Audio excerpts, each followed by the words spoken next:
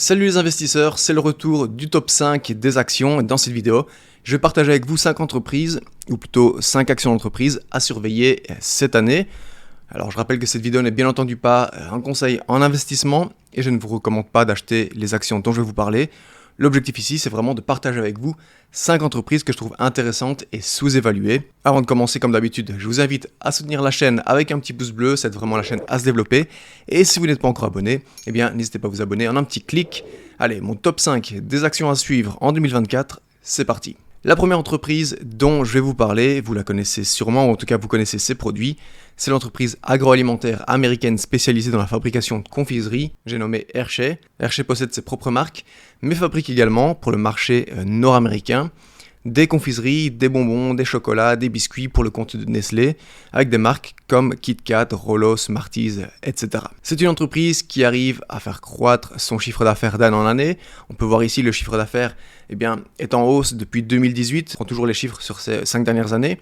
En 2018, le chiffre d'affaires était de 7,7 milliards de dollars, 7,9 en 2019, 8,1 en 2020, 8,9 en 2021.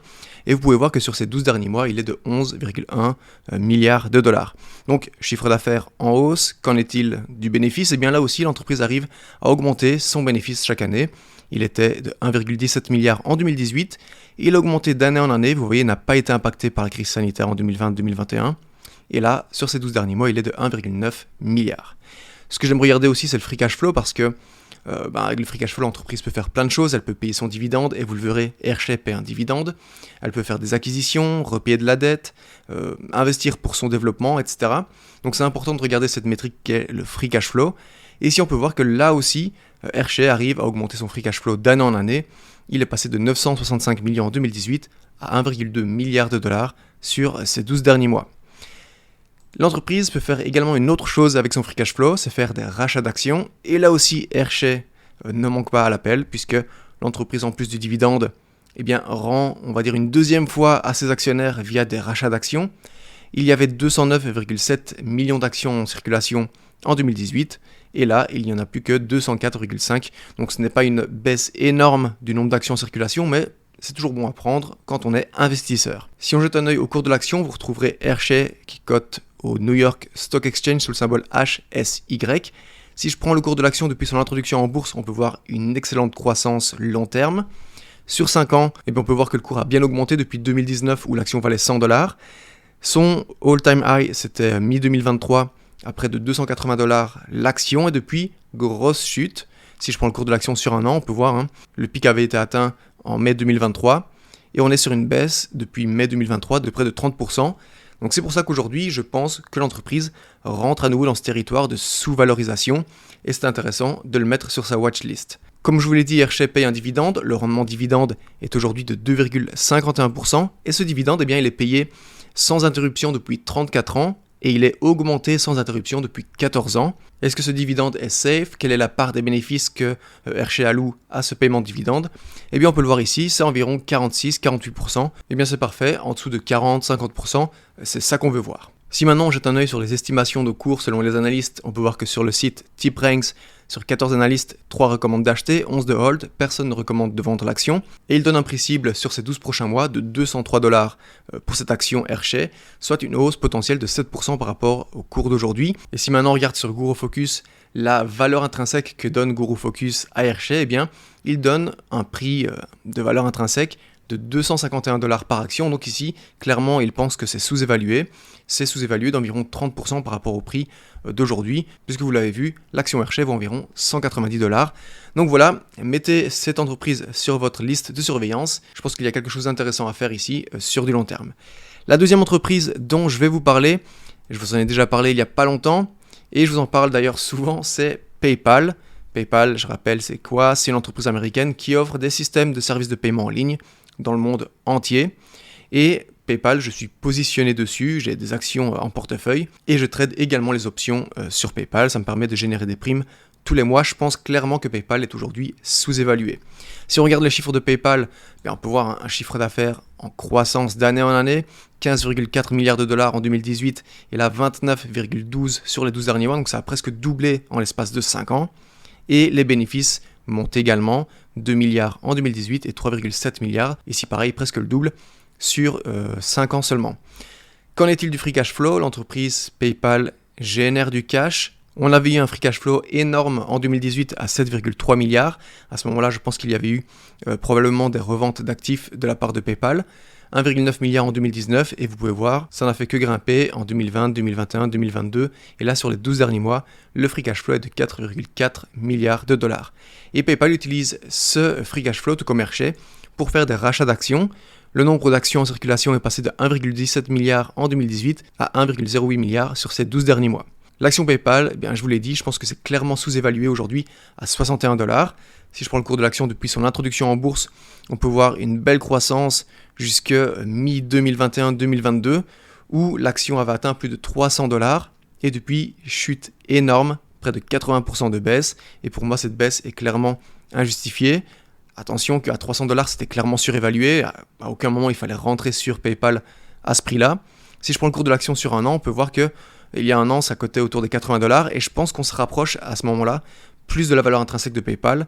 Donc aujourd'hui, clairement à 60 $, c'est selon moi sous-évalué. Et c'est pour ça, encore une fois, que je vous le dis, je suis positionné sur PayPal. J'ai 300 actions en portefeuille avec un prix de revient unitaire de 66 $, donc j'ai une moins-value latente.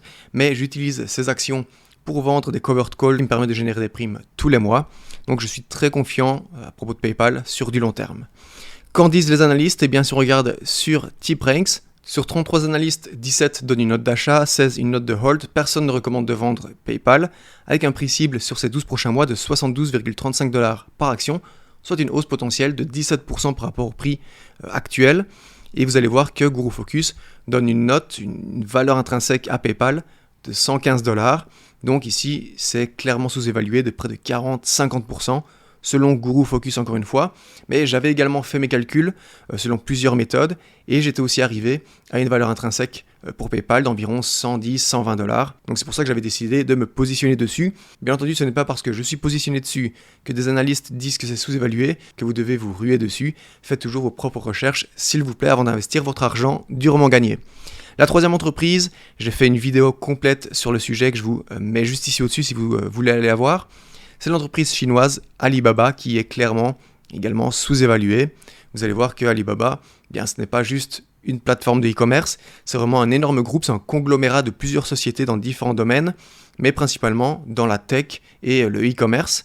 Au fil des ans, Alibaba a réussi à faire croître son chiffre d'affaires. Vous pouvez voir ici, en 2019, il était de 56,1 milliards, et là sur ces 12 derniers mois, 125,3 milliards de dollars. Le bénéfice, quant à lui, eh bien, est plutôt stable. On n'a pas vraiment une grosse hausse. Ça avait bien grimpé entre 2019 et 2021. Ça avait chuté en 2022. Et puis là, on peut voir que ça remonte. Et les bénéfices sont de 18,1 milliards sur ces 12 derniers mois. Le free cash flow de Alibaba est plutôt solide. On peut voir une tendance haussière. Il était de 17,75 milliards de dollars sur ces 12 derniers mois. Et Alibaba, pour la première fois de son histoire, a décidé de payer un dividende. C'est en décembre 2023. Donc, est-ce qu'ils vont continuer à le payer ? Je ne sais pas, je n'en suis pas sûr. Mais en tout cas, avec ce cash, ils rachètent leurs actions. On peut voir ici que le nombre d'actions en circulation a baissé sur ces 12 derniers mois. Alibaba en bourse, qu'est-ce que ça donne? Eh bien, vous retrouverez Alibaba au New York Stock Exchange sous le symbole BABA. Et si je clique sur Max, eh bien, vous allez voir Alibaba cote au même niveau que lors de son IPO vers 2015-2016. Donc ici, on est vraiment revenu sur le même cours de l'action qu'il y a 6-7 ans. Sauf que les chiffres, le chiffre d'affaires, les bénéfices, le free cash flow, etc. sont complètement différents. Pour moi, aujourd'hui, Alibaba est sous-évalué. Donc, si on regarde un petit peu d'un peu plus près ce qu'il s'est passé, on peut voir qu'entre 2015 et 2016, ça cotait autour des 80-100 $ par action. Ça a fortement augmenté courant 2017 pour atteindre les 200 $. Et puis, ça a tradé dans un range 2018, 2019, 2020, un range entre 150 et 200 $ l'action. Et puis, mi-2020, avec la crise sanitaire, le boom des valeurs tech, eh bien, on a vu le cours de l'action Alibaba grimper à plus de 300 $. Et là, pareil, qu'est-ce qu'il s'est passé? Eh bien, depuis son pic à 310 $ fin 2020, c'est la chute, tout comme PayPal, moins 76%, ce qui fait qu'aujourd'hui, Alibaba cote à 74 $. Alibaba, je vais vous le dire, selon moi, c'est clairement sous-évalué. J'en parle en long et en large dans la vidéo que j'ai faite sur le sujet.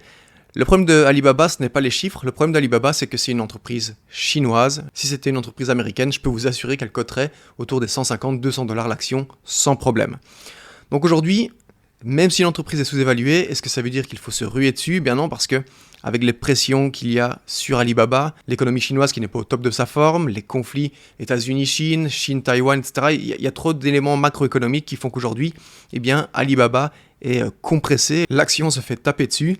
Mais aujourd'hui, si vous avez les reins solides, je pense qu'à 74 $ l'action, ça peut valoir le coup. Si on regarde ce que disent les analystes à propos de l'action Alibaba, eh bien sur TipRanks, sur 20 analystes, 18 donnent une note d'achat, 2 hold, personne ne recommande de vendre, et ils ont un prix cible pour ces 12 prochains mois de 118 $ par action, soit une hausse potentielle de 60% par rapport au prix d'aujourd'hui. Et sur GuruFocus, ils ont une note, ou plutôt un prix de valeur intrinsèque pour l'action Alibaba de 112 $, ce qui montre ici aussi qu'ils pensent que c'est sous-évalué.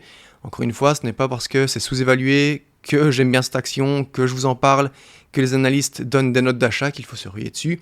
Faites toujours vos recherches. Donc voilà, Alibaba, c'était la troisième entreprise que je vous invite à mettre sur votre liste de surveillance en 2024. Je vous propose de passer à la quatrième entreprise. C'est une entreprise dont je vous ai également déjà parlé à plusieurs reprises sur la chaîne. C'est le géant du café américain Starbucks. Starbucks aujourd'hui possède plus de 24 000 magasins à travers le monde. Starbucks, c'est une croissance énorme, avec également un potentiel de croissance énorme, puisqu'ils ont prévu de doubler le nombre de cafés en Inde. Ils viennent de s'attaquer il n'y a pas très longtemps au marché indien, d'ici à 2028. Donc le potentiel de croissance pour cette entreprise est vraiment énorme. Ils ouvrent des magasins à tour de bras, ils en ouvrent presque tous les jours sur des gros marchés porteurs comme la Chine par exemple, et comme je viens de vous le dire, en Inde. Donc je vois ici vraiment encore un fort potentiel de croissance pour l'action. Les chiffres sont bons, on va voir ça ensemble. Starbucks en 2019, c'était 26,5 milliards $ de chiffre d'affaires. Ça avait un petit peu baissé en 2020, vous imaginez, avec la fermeture de beaucoup de cafés pendant la crise sanitaire. Mais en 2021, c'est directement remonté à 29 milliards, 32,2 en 2022, et là 35,9 milliards en 2023.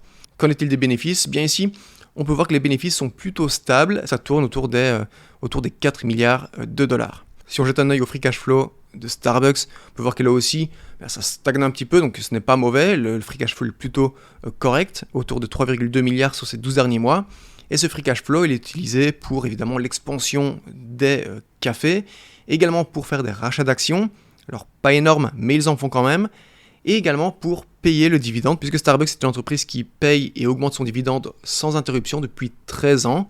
Le rendement dividende est de 2,46% et le payout ratio, le ratio de distribution, est un tout petit peu élevé à 60%, mais ça reste encore correct. Regardons un petit peu l'action Starbucks. Qu'est-ce qu'a fait l'action Starbucks depuis son introduction en bourse il y a déjà des dizaines et des dizaines d'années? Eh bien, on peut voir une belle croissance long terme. Si on prend le graphique sur 5 ans, on peut voir que ça a fait le yo-yo, ça a jonglé entre 60, 80, 120. C'était d'ailleurs le pic mi-2021, puis chute à 70 $, puis ça a remonté à plus de 100 $ en 2023. Si je prends le cours de l'action sur un an, on peut voir qu'on a une petite tendance baissière sur ces 12 derniers mois.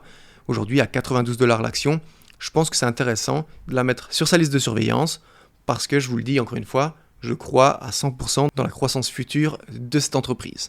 Que disent les analystes à propos de Starbucks? Eh bien, sur 18 analystes, on a 7 achats, 11 hold, personne ne recommande de vendre. Ils ont un prix cible pour l'action Starbucks sur ces 12 prochains mois de 107 $, donc c'est-à-dire une hausse potentielle de 15-16% par rapport au prix actuel. GuruFocus, eux, donnent une note, une valeur intrinsèque pour l'action Starbucks de 119 $, donc ce serait, selon eux, sous-évalué d'environ 20-25% aujourd'hui à 92 $. Je vous invite à mettre cette entreprise sur votre liste de surveillance. On verra ce que ça donne dans 12 mois. En tout cas, Starbucks, si je vois que ça chute encore un petit peu, je vais commencer à vendre des puts dessus autour des 80-85 $. Et si je peux rentrer dessus à ce prix-là, eh bien, ça me conviendra parfaitement pour du long terme. Et la dernière entreprise dont j'ai envie de vous parler et que j'ai envie que vous mettiez sur votre liste de surveillance, c'est une entreprise américaine encore une fois, c'est l'entreprise Nike. Vous connaissez Nike, entreprise spécialisée dans la fabrication de vêtements ou d'articles de façon plus générale de sport. Nike, c'est une marque très forte, une marque incontournable dans le monde du sport qui continue sa croissance d'année en année. On peut voir ici les chiffres, le chiffre d'affaires était de 39,1 milliards en 2019, ça a augmenté chaque année et ce chiffre d'affaires était de 51,54 milliards sur ces 12 derniers mois. Le bénéfice est également en hausse, il est passé de 4 milliards en 2019 à 5,3 milliards sur ces 12 derniers mois. Le free cash flow de Nike, c'est intéressant. Là aussi, on peut voir une belle croissance, 2,9 milliards en 2019 et 5,6 milliards sur ces 12 derniers mois. Et Nike, eh bien sachez que l'entreprise utilise ce free cash flow pour également payer un dividende, tout comme Starbucks, tout comme Hershey. Et ils font également des rachats d'actions. Vous voyez ici, entre 2019 et ces 12 derniers mois, le nombre d'actions en circulation a diminué. Ce dividende dont je viens de vous parler est payé sans interruption depuis 34 ans. Et il a augmenté chaque année sans interruption depuis 11 ans. Et je pense que le plus beau dans tout ça, c'est la croissance du dividende, puisque vous le voyez ici, ce dividende, en moyenne, sur ces 10 dernières années, a augmenté de 12,32% par an. Donc c'est excellent lorsqu'on est un investisseur qui se focalise sur des entreprises de qualité qui payent un dividende croissant. Mais ce dividende est-il sûr ? Eh bien Nike n'utilise que 40% de ses bénéfices pour verser ce dividende. On peut voir ici, le ratio de distribution est de 40,64%, ce qui est excellent. Nike en bourse, qu'est-ce que ça donne ? Eh bien, vous retrouverez Nike coté au New York Stock Exchange sous le symbole NKE. Depuis son introduction en bourse, on peut voir une très très belle croissance long terme. Sur ces 5 dernières années, également une belle croissance entre 2019 et 2022, où le cours de l'action avait atteint son plus haut à 177 $ fin 2021. Et depuis, c'est la chute. Ça avait fortement chuté en 2022 où l'action était tombée à 80 $. Et depuis, ça a un petit peu remonté et ça joue dans cette zone entre 100 et 120 $. Aujourd'hui, à 102 $, je pense que c'est un petit peu sous-évalué. Et j'en profite d'être sur cette page pour vous montrer ici que le rendement dividende actuel de Nike est de 1,44%. Donc, regardons ce que disent les analystes. Encore une fois, il ne faut pas prendre de décision d'investissement sur base de ce que disent ces analystes, mais c'est intéressant d'y jeter un œil. Sur TipRanks, sur 29 analystes, 20 donnent une note d'achat, 8 une note de hold, un seul recommande de vendre. C'est la première fois qu'on a une vente ici sur ces 5 entreprises. Et ils ont un prix cible sur ces 12 prochains mois de 124 $ par action, soit une hausse potentielle de 21% par rapport au prix d'aujourd'hui. Et si on regarde sur Guru Focus, eh bien, ils ont une note, une valeur intrinsèque pour l'action Nike de 133,55 $, soit 30% de plus que le prix actuel, donc ce qui laisse ici pas mal de marge. Les amis, dites-moi ici en dessous dans les commentaires si vous possédez une ou plusieurs de ces actions dans votre portefeuille. Dites-moi ce que vous pensez de ces 5 entreprises, je me ferai un grand plaisir de discuter avec vous comme d'habitude. Et encore une fois, je vous rappelle que les 5 entreprises dont je viens de vous parler sont selon moi sous-évaluées, mais ça ne veut pas dire qu'il faut se ruer dessus, ça ne veut pas dire qu'il faut absolument les acheter aujourd'hui, parce qu'en fonction des annonces de résultats qui vont arriver, en fonction des événements macroéconomiques, inflation, les taux d'intérêt, etc., les marchés peuvent bouger, ces actions peuvent être impactées et encore chuter, donc attention, faites bien vos recherches avant d'investir votre argent durement gagné. Si cette vidéo vous a plu, je vous invite à laisser un gros pouce bleu comme d'habitude, ça aide la chaîne à se développer. Et je vous invite également à vous abonner en un petit clic en cliquant sur le bouton juste ici en dessous. Vous retrouverez en description le lien pour télécharger mon ebook gratuit sur le trading d'options afin d'en savoir plus sur la stratégie que j'utilise. Et je vous laisse maintenant avec 2 vidéos sur la bourse qui devraient vous intéresser, dont mon analyse de Alibaba. En attendant la prochaine les amis, je vous dis salut, ciao ciao.